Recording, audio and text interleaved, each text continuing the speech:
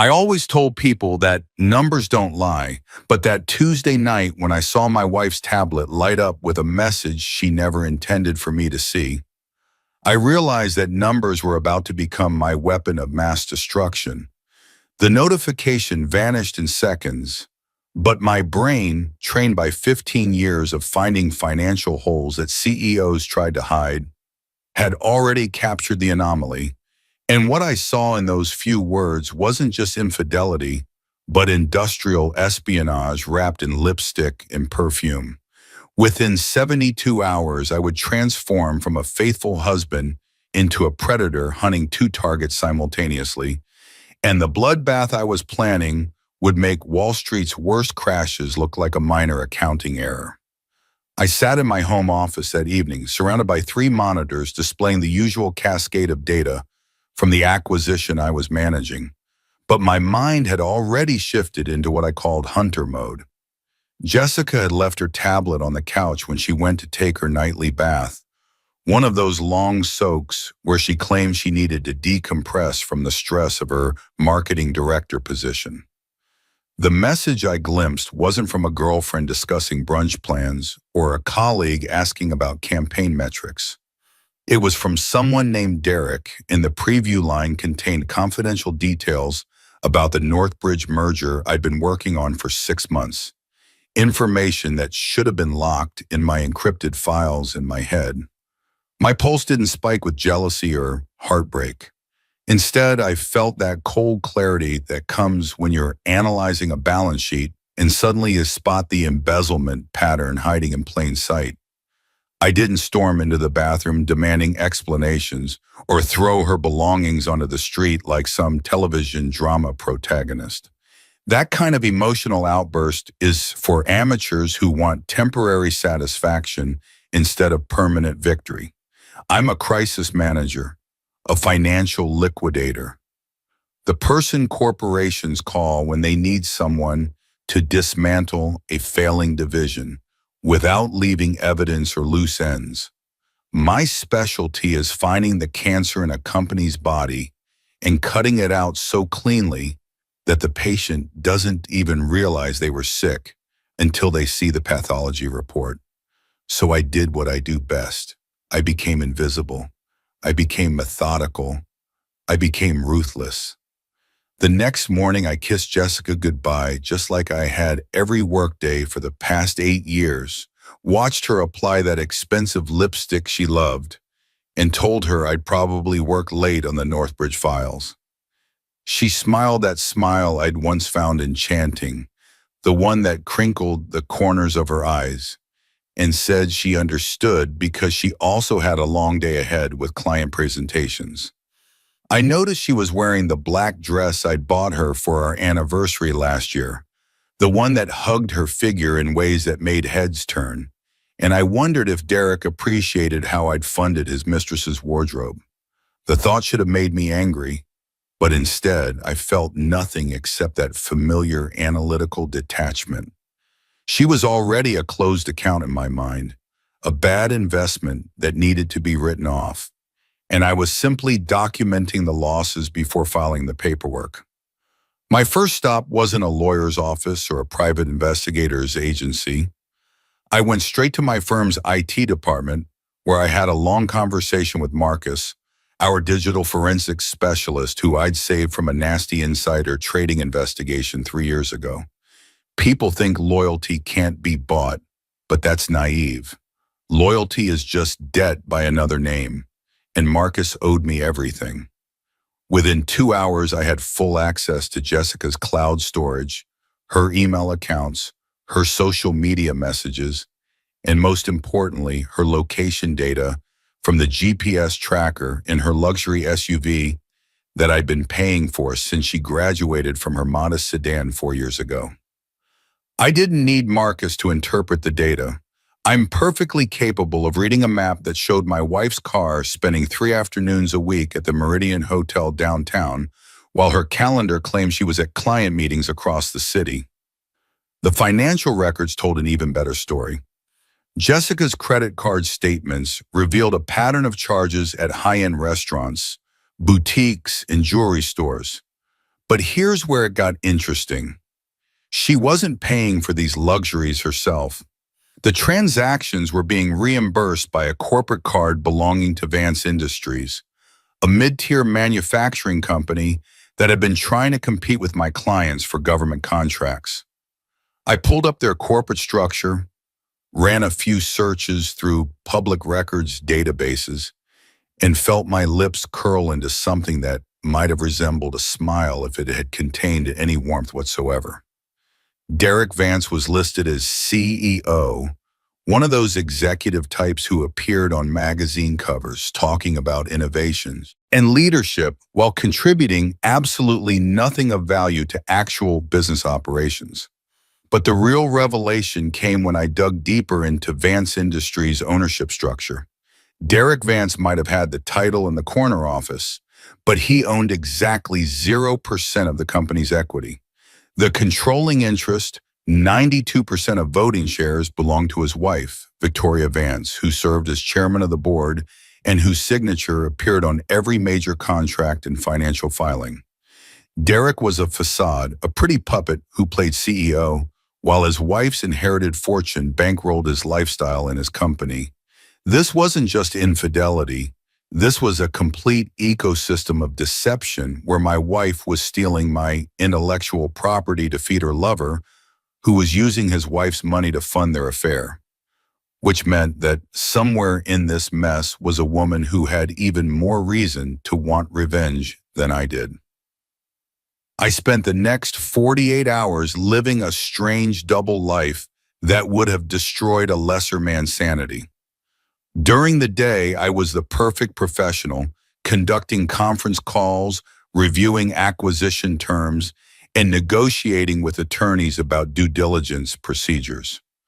During the evenings, I played the role of the slightly distracted but still devoted husband, asking Jessica about her day, listening to her fabricated stories about difficult clients and demanding campaigns, and watching her check her phone every 15 minutes like an addict needing a fix. At night, after she fell asleep, I worked on my real project, which was building a case file so comprehensive that it would make a prosecutor weep with joy. The evidence I compiled wasn't just about hurt feelings or violated marriage vows. This was corporate espionage, theft of trade secrets, and potentially securities fraud if Derek was using my stolen information to manipulate stock prices or secure contracts through insider knowledge. Every email Jessica sent to Derek containing details about my client's merger strategies, every document she photographed with, her phone from my home office, every late-night conversation where she fed him information about competitive bids, it all went into my growing digital archive. I organized it chronologically, cross-referenced it with market movements and contract awards, and calculated the financial damages in hard numbers that would make a jury's eyes water. By the end of the week, I had enough material to send both of them to federal prison for 5 to 10 years. But prison seemed too easy, too impersonal, too removed from the immediate satisfaction I craved. What I needed was a partner, someone with the resources and motivation to help me orchestrate something more elegant than a simple criminal prosecution. I needed Victoria Vance, and based on what I'd learned about her from public records and business profiles, I suspected she would be very interested in my proposal. Victoria came from old manufacturing money, the kind of family that built their fortune making steel and engines during the industrial boom. She'd inherited Vance Industries from her father at 35 after he died of a heart attack, and instead of selling to a conglomerate like everyone expected, she'd restructured the company, cut the dead weight, and turned it into a lean, profitable operation. Then she'd married Derek, a charming sales executive from a competitor, and made the mistake of trusting him with a public-facing role while she focused on strategy and finance. I requested a meeting through her executive assistant, identifying myself as a crisis management consultant with information about financial irregularities at her company. I didn't use email or phone calls that could be traced or recorded. I sent a courier with a sealed envelope containing a single page, no names, just 3 columns of numbers, showing money flowing out of Vance Industries accounts into shell companies what I'd traced back to Jessica's name. At the bottom of the page, I wrote a single line: 30% is missing. I know where it went. The St. Regis Club, Thursday, 8 p.m. I didn't sign it, didn't include contact information, didn't explain anything. Either she'd be curious enough to show up or she wouldn't. But I was betting that a woman who'd built her reputation on financial discipline wouldn't ignore evidence of systematic theft. Thursday evening arrived with that peculiar clarity that comes before a storm. I dressed in my best suit, the charcoal brioni that I reserve for board meetings and high-stakes negotiations, and told Jessica I had a business dinner with a potential client. She barely looked up from her phone, probably texting Derek about their next hotel rendezvous, and waved me off with an absent gesture. The St. Regis Club occupied the top floor of a building in Midtown, one of those exclusive establishments where membership cost more than most people's annual salary, and where conversations happened in soundproof booths designed for discretion. I arrived 15 minutes early, ordered a 25-year-old scotch, and waited. Victoria Vance walked in at exactly 8 p.m., and I recognized her immediately from the photos I'd studied. But pictures don't capture presence. And this woman had the kind of energy that made people instinctively step aside. She was tall, maybe 5'10", with dark hair pulled back in a style that suggested efficiency rather than fashion. And she wore a navy suit that probably cost more than Jessica's entire wardrobe. Her eyes scanned the room with the methodical assessment of someone who always calculated the angles.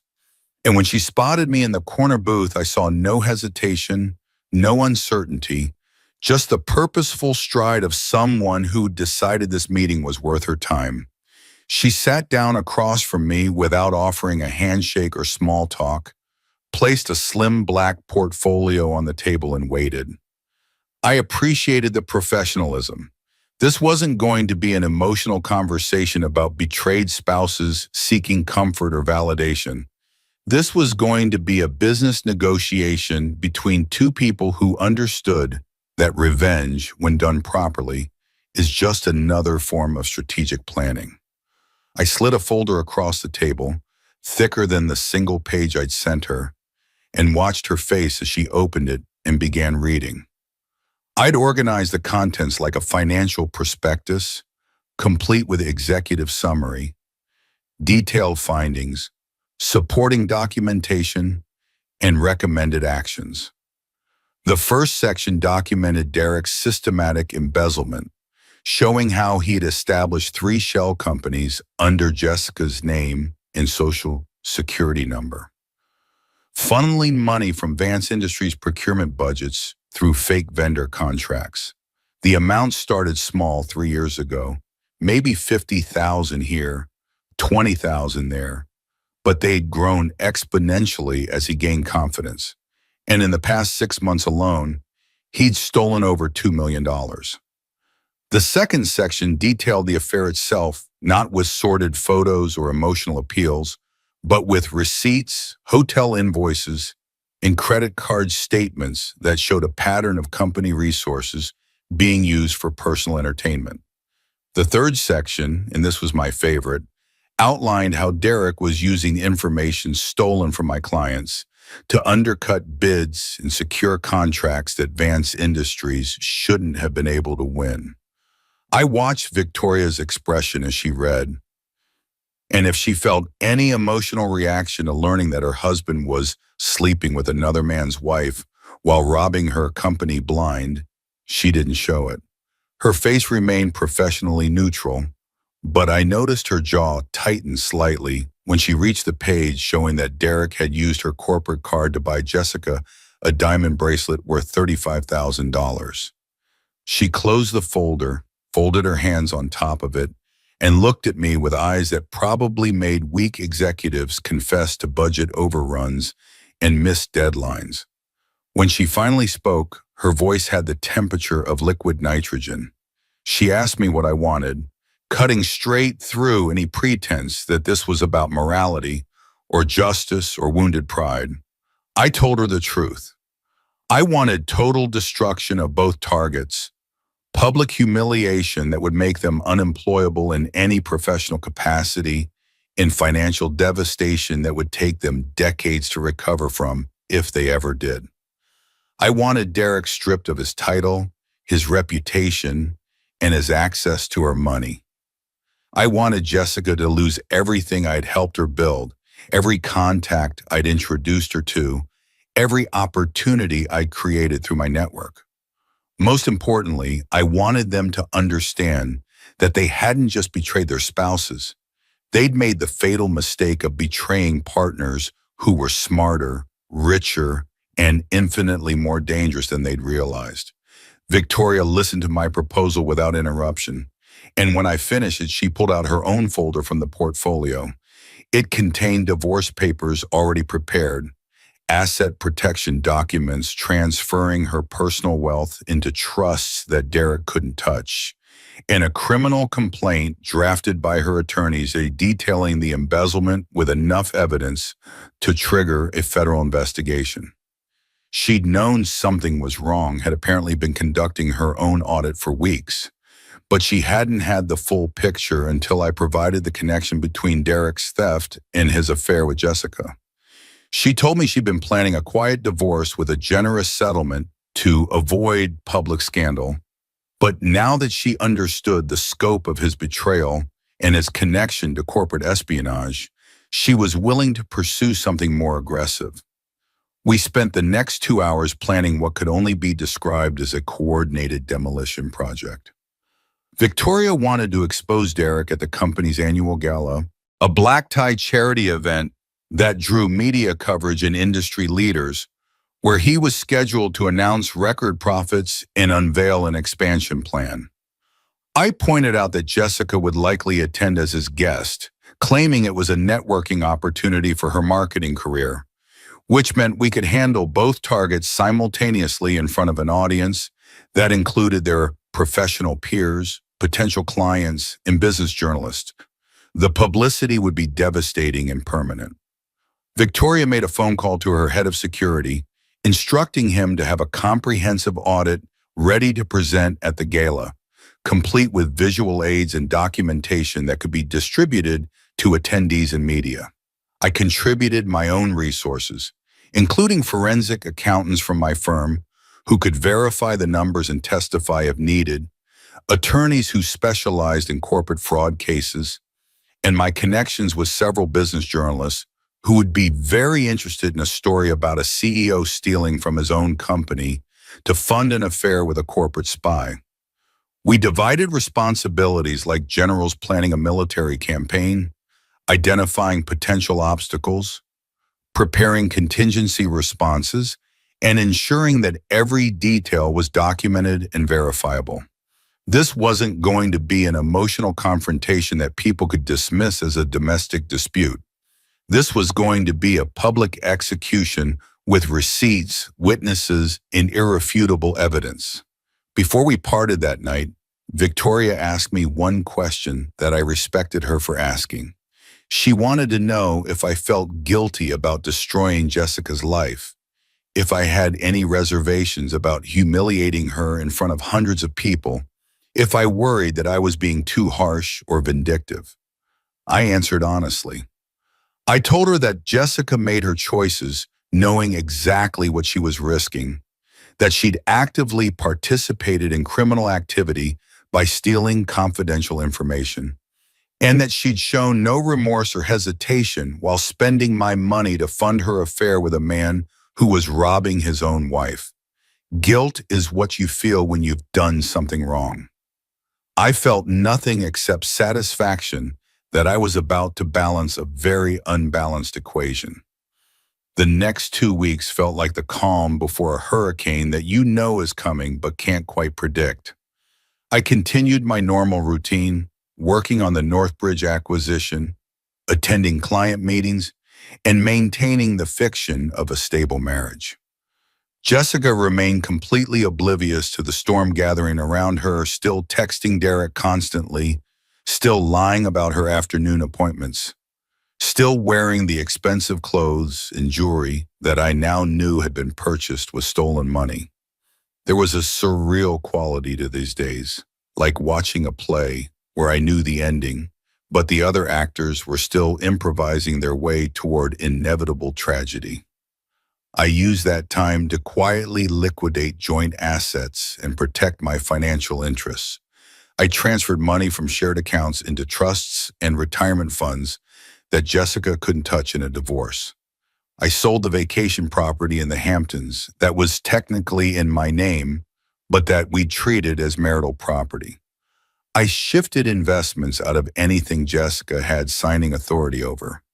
I even canceled the lease on her luxury SUV and arranged for it to be repossessed the day after the gala.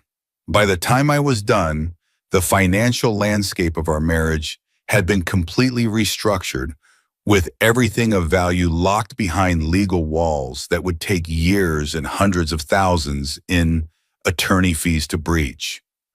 I was building a desert where Jessica would find herself stranded with nothing except the consequences of her choices. Victoria was conducting her own preparations at Vance Industries, quietly replacing key personnel loyal to Derek with her own people, restructuring the company's financial controls to require her signature on any transaction over $10,000, and conducting discreet interviews with board members to ensure their support when she made her move. She also hired a private investigation firm to document Derek's movements, creating a timeline that corroborated everything I'd found and adding even more detail about his activities. The investigators discovered that Derek had been running this same scheme at his previous job before marrying Victoria, stealing from that company to fund a different affair, which ended when he was forced to resign quietly after being caught. Victoria's father had done the due diligence before agreeing to the marriage, but Derek had managed to bury that history, and her father had been too charmed by Derek's sales skills to dig deeper. The discovery of Derek's pattern of behavior seemed to harden Victoria's resolve even further. This wasn't just about one instance of betrayal, but about a man who saw marriage as an opportunity for exploitation and companies as personal piggy banks. She told me during one of our planning sessions that she felt foolish for not seeing it earlier, for being so focused on running the business that she'd ignored the warning signs in her personal life. I told her that predators are good at what they do because they know how to identify and exploit blind spots, and that the appropriate response wasn't guilt, but corrective action. We were both taking corrective action, and it was going to be spectacular. The week before the gala, Jessica mentioned casually over dinner that she'd been invited to the Vance Industries event through a marketing contact and asked if I minded if she attended, since it could be good networking for her career. I pretended to consider it, asked her a few questions about who would be there and what the event format was, and then told her it sounded like a great opportunity and she should definitely go. She seemed almost disappointed that I wasn't jealous or suspicious, probably hoping for some drama to make her feel more justified in her affair. But I just smiled and suggested she buy a new dress for the occasion. I even gave her my credit card, knowing it would be the last purchase she'd ever make on my account, and wanting her to be dressed perfectly for her own public execution. The night of the gala arrived with perfect weather, clear skies, and temperatures cool enough to be comfortable in formal wear. I spent the day in my office reviewing the final presentation materials Victoria and I had prepared, confirming that all the journalists we'd tipped off would be attending, and ensuring that our attorneys were ready to file the criminal complaints and divorce papers the moment we gave the signal. Everything was choreographed down to the minute, every contingency planned for, every loose end tied off. This was my kind of operation, where preparation and precision matter more than emotion or improvisation. At 6 p.m., I went home to the empty apartment since Jessica had left early to get ready at a salon, and I showered, shaved, and dressed in my best tuxedo. I looked at myself in the mirror and saw someone who looked calm, composed, and completely in control, which was accurate. Some part of me wondered if I should feel nervous or guilty or conflicted, but those emotions seemed to belong to a different person, someone who still believed in forgiveness and second chances and working things out. That person died the moment I saw Jessica's tablet light up with stolen confidential information. The person standing in the mirror now was someone who understood that certain betrayals don't deserve mercy. They deserve mathematical precision in their punishment. The black limousine Victoria sent arrived at 7 p.m., and I climbed into the back seat to find her already there, dressed in a stunning black evening gown that somehow managed to look both elegant and threatening. We didn't speak during the drive to the Plaza Hotel, where the gala was being held in their grand ballroom, but the silence was comfortable, the kind of quiet that exists between partners who trust each other's competence. I reviewed the documents one more time while she checked her phone, responding to last-minute messages from her team.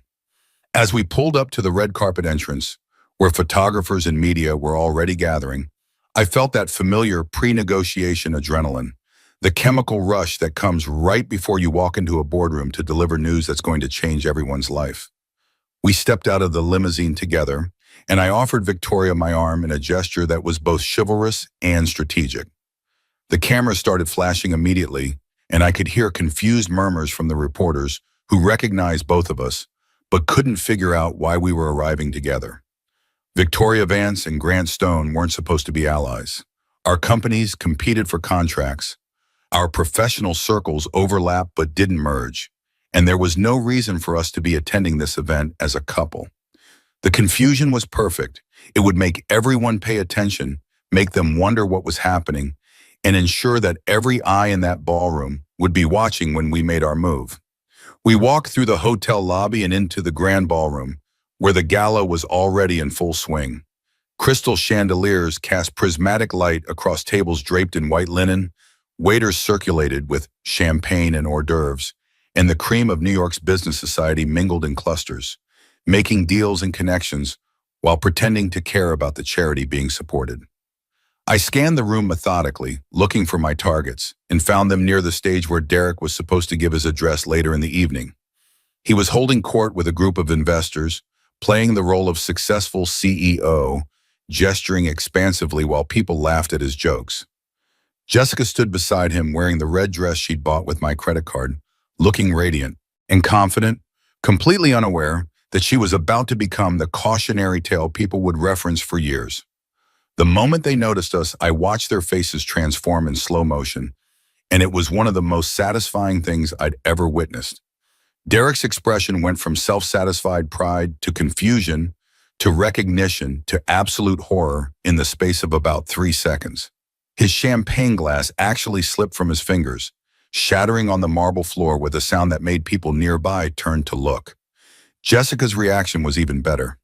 Her eyes met mine across the room, and I saw the exact moment when her brain made the connection, when she realized that Victoria Vance, Derek's wife, the woman whose company and money he'd been stealing from to fund their affair, was standing next to me, Grant Stone, Jessica's husband, who she'd been stealing from and lying to for who knows how long. The color drained from her face so completely that for a second, I thought she might actually faint. Derek recovered first, probably because he'd had more practice lying and performing, and started moving toward us with a fake smile plastered on his face like he was going to bluff his way through this somehow. I had to admire the audacity even as I prepared to demolish it. He reached us just as Victoria signaled to her head of security, a former FBI agent named Marcus, who looked like he could bench press a truck, and the room's energy shifted as people sensed something unusual was happening. Derek opened his mouth to say something, probably some nonsense about what a surprise it was to see us here, but Victoria cut him off with a gesture that was somehow both casual and absolutely devastating in its dismissiveness. She informed him in a voice loud enough for nearby tables to hear that his services as CEO were no longer required and that security would be escorting him from the premises immediately. Derek's fake smile crumbled, and he tried to laugh it off, asking if this was some kind of joke. But Victoria's expression could have frozen nitrogen. She told him it wasn't a joke. It was a termination for cause, and that he would be receiving official notification along with criminal referrals to federal prosecutors in the morning. The conversations around us had stopped completely now. People were staring, and I could see Derek's face turning red as he realized this wasn't a private humiliation but a public execution. He made the mistake of trying to appeal to his wife's emotions, saying they needed to talk about this privately, that there must be some misunderstanding, that they could work this out.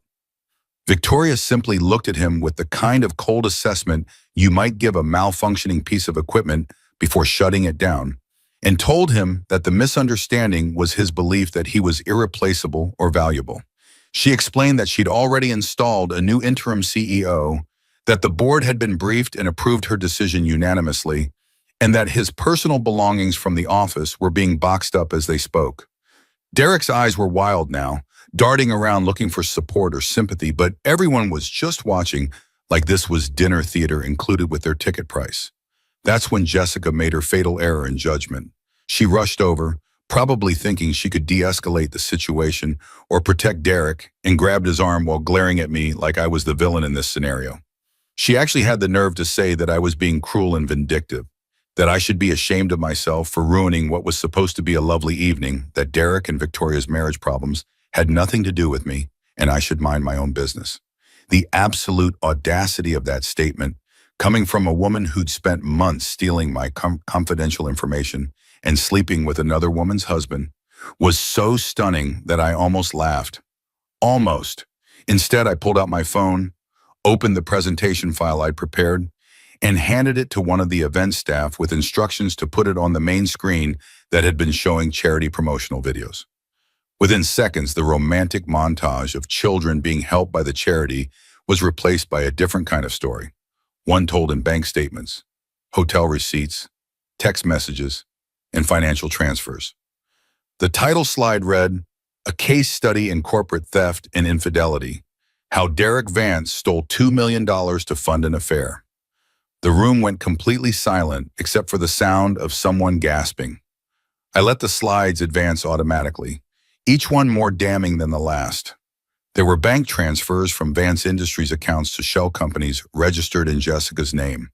There were invoices for fake vendor services that had never been performed.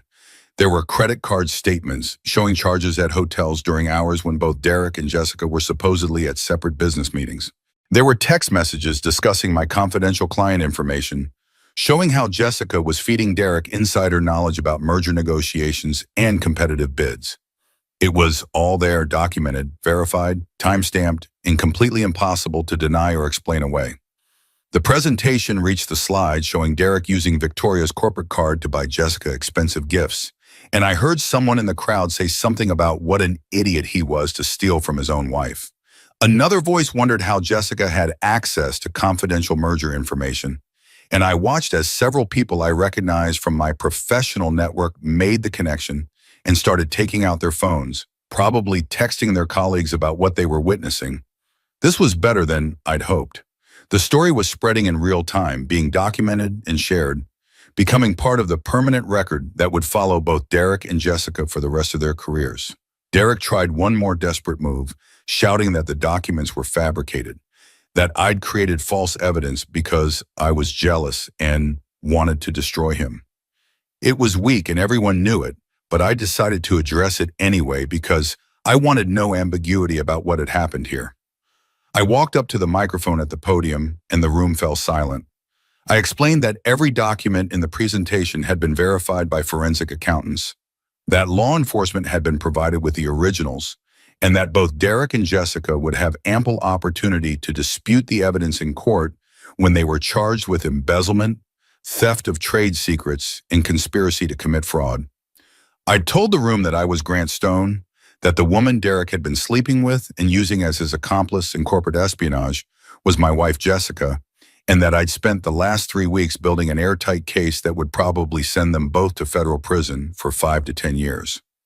I explained that I was sharing this information publicly, not because I enjoyed humiliating people, though I'd be lying if I said there wasn't some satisfaction in it, but because I believed the business community deserved to know when they were dealing with criminals who would steal proprietary information and sell it to competitors. I thanked Victoria for her partnership in this investigation and announced that I'd be providing expert testimony in the criminal proceedings. Then I looked directly at Jessica, who was now sobbing and trying to hide behind Derek, and I delivered the final blow. I told her that our marriage was over, that I'd already filed for divorce and obtained a restraining order, preventing her from accessing any of my assets or property, and that she would be receiving an eviction notice for our apartment since it was owned by my family trust, and she had no legal claim to it. I mentioned that I'd also filed a civil lawsuit for damages related to the theft of confidential information, seeking compensation for the business losses caused by her actions. I said all of this in the same calm, professional tone I'd used to present quarterly earnings, watching her face crumble. At each sentence landed like a precision strike. Security finally escorted Derek out, practically dragging him as he shouted increasingly incoherent protests and threats. Jessica tried to follow, but I held up the restraining order paperwork I'd brought with me, reminding her that she was required to maintain a distance of at least 500 feet from me at all times. She stood there in the middle of the ballroom in her expensive red dress, mascara running down her face, surrounded by hundreds of people who were all staring at her with expressions ranging from disgust to pity, and I felt absolutely nothing except clinical satisfaction that the operation had gone according to plan. She opened her mouth like she wanted to say something, maybe apologize or explain or beg, but no words came out, and eventually she just turned and ran from the room. The rest of the evening took on a surreal quality. Victoria gave a brief speech explaining that Vance Industries had discovered financial irregularities in recent months, that appropriate action had been taken, and that the company would be implementing new oversight procedures to prevent future incidents. She thanked the attendees for their understanding and support, pivoted smoothly to discussing the charity being honored that night, and somehow managed to salvage the event's stated purpose while also making it clear that her company was under new management and anyone doing business with them should expect higher standards going forward. It was a masterclass in crisis management, and I found myself genuinely impressed by her composure. Several people approached me afterward, some offering sympathy, others wanting to know more details about the case.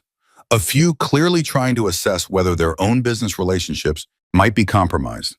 I handled each conversation professionally, providing enough information to satisfy curiosity without compromising the legal proceedings, and making it clear that this was an isolated incident involving two individuals rather than a broader pattern of problems in my firm or network. By the time the evening ended, I'd actually strengthened several business relationships and received 2 new client inquiries from executives who were impressed by how thoroughly I documented everything. The media coverage the next day was extensive and brutal. Every major business publication ran stories about the scandal, most using headlines like CEO caught stealing millions to fund affair and corporate espionage uncovered at Vance Industries charity gala. Jessica's name appeared in every article, identified as the accomplice who'd provided confidential information from her husband's firm. Her LinkedIn profile was flooded with angry messages and mock recommendations. Her employer terminated her by noon, citing violation of ethics policies and potential legal liability. Derek was arrested by federal agents before the end of the business day, charged with wire fraud, embezzlement, and conspiracy. Jessica wasn't arrested immediately, but my attorneys assured me that charges were forthcoming once prosecutors finished reviewing the evidence. I went to the office the next day like it was any other Tuesday, though I noticed people treating me differently, with a combination of respect and wariness that comes from watching someone methodically destroy their enemies.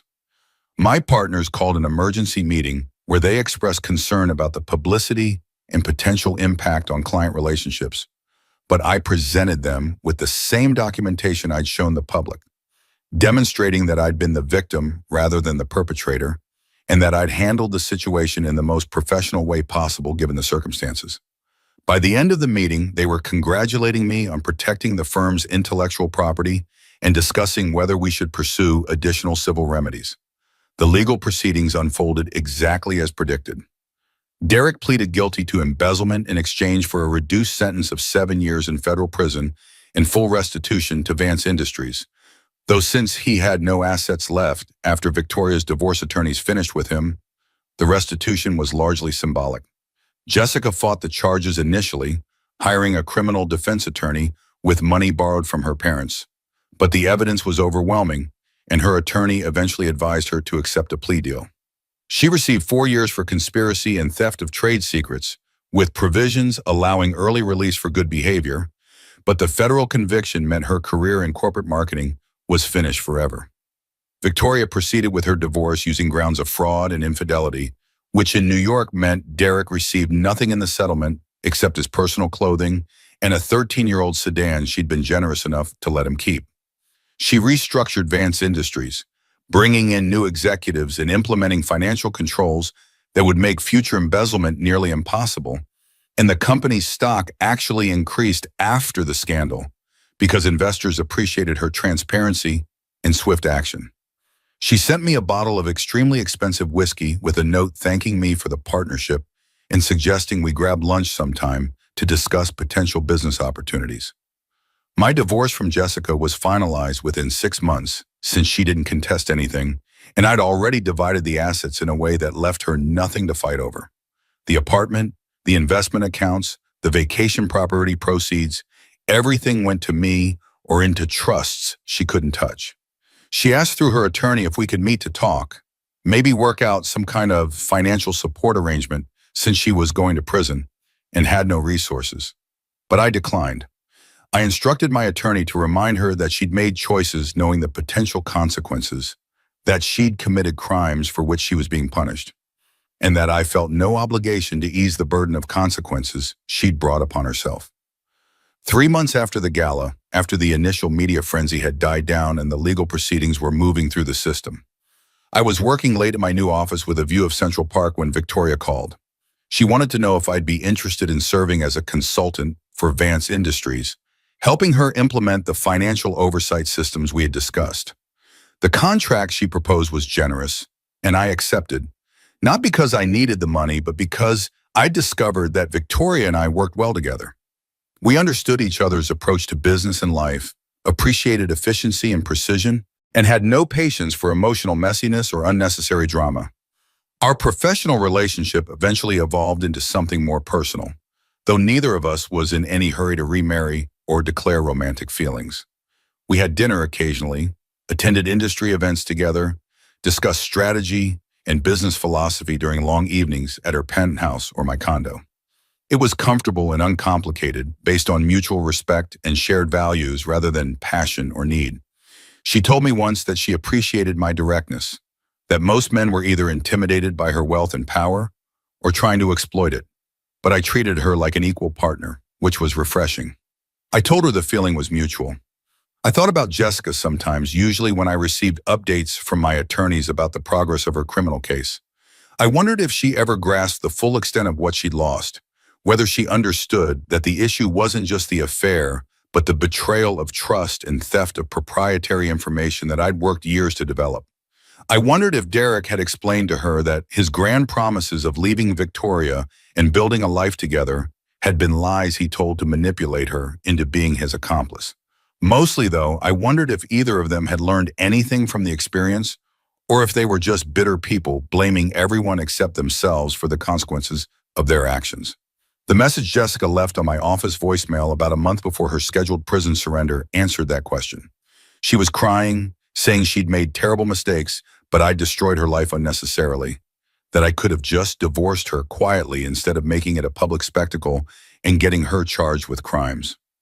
She said I was cruel and vindictive, that I'd taken revenge too far, that I should have shown some compassion and understanding given the years we'd spent together. She actually expected me to feel guilty, to second-guess my choices, to wonder if I'd been too harsh. I deleted the message without finishing it and blocked her number permanently. But Jessica wasn't done trying to reach me. 2 weeks later, my assistant informed me that a woman matching Jessica's description had tried to enter our building lobby without an appointment, claiming she needed to speak with me urgently about a personal matter. Security had turned her away, but she'd waited outside for 3 hours before finally leaving. The next day, she showed up at a restaurant where I was having lunch with a potential client, approaching our table with mascara-stained cheeks and trembling hands. Before the maitre d' intercepted her, she told him She was my wife and needed 5 minutes of my time, that it was an emergency, that she was desperate. I watched through the window as they escorted her outside, watched her collapse onto a bench across the street, her body shaking with sobs that I could see but not hear. My client asked if I wanted to reschedule, clearly uncomfortable with the drama unfolding, but I assured him everything was under control and suggested we order the Dover sole. Later that evening, my attorney called to inform me that Jessica's parents had contacted him, begging me to show some mercy, to drop the civil lawsuit, to consider that their daughter was already going to prison and didn't need additional financial ruin. They offered to pay restitution for the damages I'd claimed if I would just agree to leave her alone. I listened to the message while Victoria and I shared wine in her penthouse, and when it finished, I looked at her and asked if she thought I was being unreasonable. She considered the question for maybe 10 seconds before telling me that compassion for people who show no remorse is just weakness dressed up as virtue. The following week, Jessica showed up at Victoria's corporate headquarters, somehow talking her way past the front desk by claiming she had information about ongoing criminal activity at Vance Industries. Security brought her to a conference room where Victoria happened to be in a meeting, and I received a call asking if I wanted to be present for what was likely to be an interesting conversation. I arrived to find Jessica looking like she'd aged 10 years in 3 months, her designer clothes replaced with cheap separates that hung loosely on a frame that had lost at least 20 pounds. She sat across from Victoria and me, flanked by 2 security guards, and launched into what could only be described as a desperate attempt at negotiation mixed with emotional blackmail. She told us that we'd misunderstood everything, that she'd been manipulated by Derek, who'd promised to leave Victoria and marry her, that she'd only provided him with information because he'd convinced her it was necessary to help his company compete fairly. She claimed that the affair had been Derek's idea from the beginning, that he'd seduced her at an industry conference, and then gradually convinced her that helping him was the right thing to do.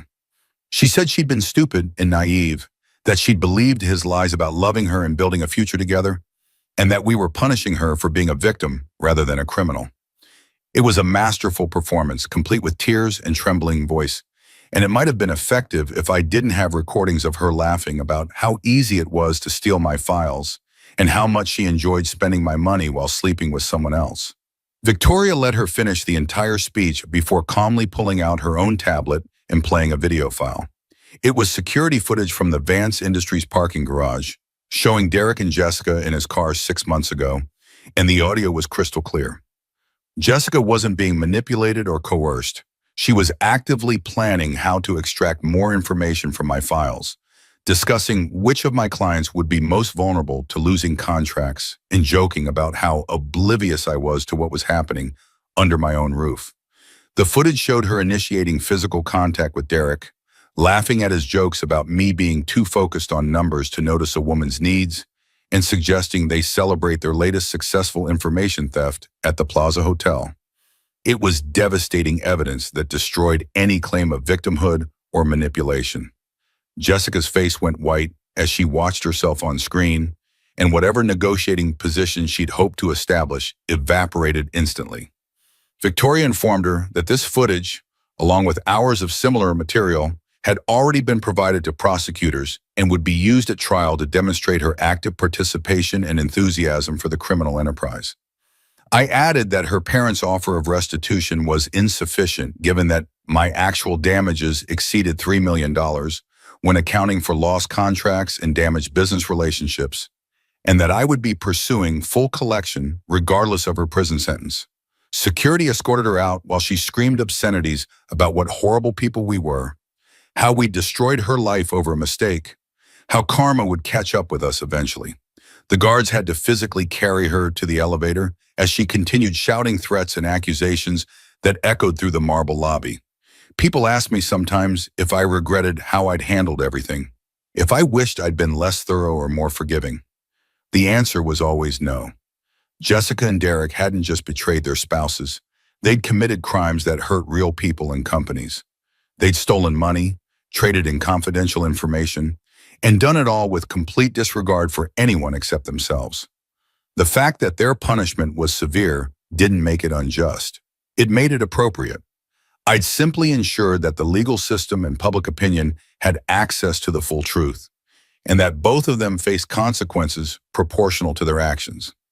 I stood in my office one evening about 6 months after the gala, looking out at the city lights while sipping Victoria's expensive whiskey, and took stock of my life. I was financially secure, professionally respected, and legally free from a marriage that had been dead long before I discovered it was also criminal. I'd built new business relationships, strengthened existing ones, and earned a reputation as someone who could handle crisis situations with uncommon precision and efficiency. My firm had actually benefited from the publicity because clients wanted someone who would protect their interests that zealously. Most importantly, I'd learned a valuable lesson about the difference between emotional reactions and strategic responses. A lesser man might have confronted Jessica the moment he discovered her betrayal, thrown her belongings into the street, maybe even gotten physical in a moment of rage. That approach would have felt satisfying for maybe 5 minutes, and then I'd have spent years dealing with messy divorce proceedings, contested asset divisions, and he said, she said arguments about who did what and when. Instead, I treated the situation like a business problem requiring a business solution. And I'd executed that solution with the same methodical care I'd bring to any complex acquisition or restructuring. The final legal documents arrived in early spring, confirming that both Derek and Jessica had begun serving their prison sentences and that all civil matters had been resolved in my favor. I filed the paperwork in a folder labeled Closed Accounts and put it in my desk drawer. That chapter of my life was finished, documented, archived, and no longer requiring any attention or emotional energy. I had new projects to work on, new challenges to tackle, and a future that looked significantly brighter than it would have if I'd stayed married to a woman who saw me as nothing more than a convenient source of money and information.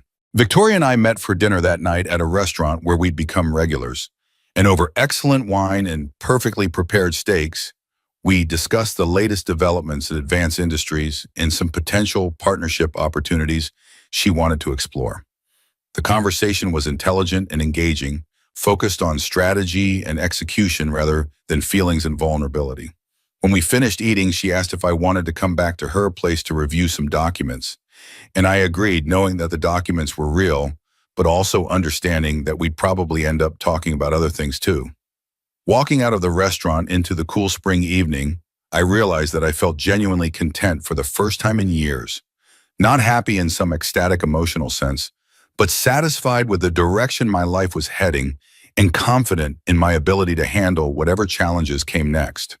The cost of that contentment had been a marriage that was probably doomed from the beginning, but the ROI was a life organized around my priorities and values rather than someone else's agenda. In the cold calculus, I used to make sense of the world. That was an excellent trade.